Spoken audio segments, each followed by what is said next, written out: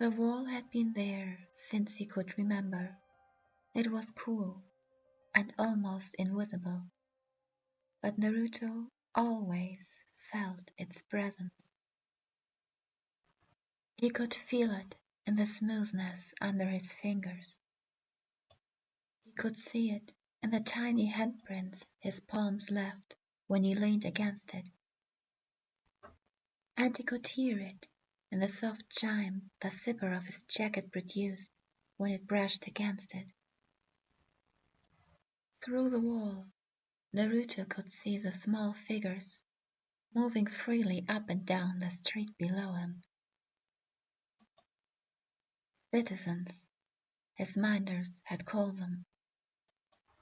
They lived inside this village, inside Konoha. They did not have an invisible wall in front of him like he had. They could move freely.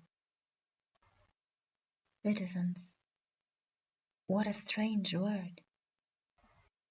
What a strange concept.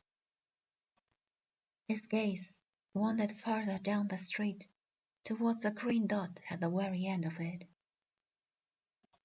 This is a playground. A monotone voice spoke up behind him. Naruto could see the crimson-striped white mask reflect him from his invisible wall. A playground? What is that? A place where children play, the monotone voice answered. Children? Naruto mouthed the word. It felt strange on his lips. The age span between birth and being a working member of society. The mask replied, stepping closer towards him. Naruto hummed thoughtfully. So, am I a child too? The answer was immediate. No. A gloved hand settled on his shoulder. You are different. You are special. Naruto placed his palms against his wall and peered towards the playground. They are jumping up and down. Why? They are playing a game.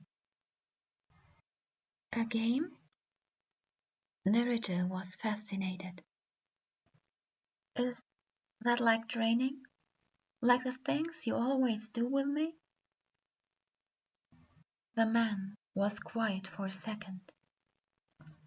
There are similarities. Naruto leaned further against the glass.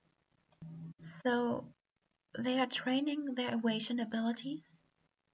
But they don't look like they are training. They look not in pain. The expressions are clear. You are mistaken.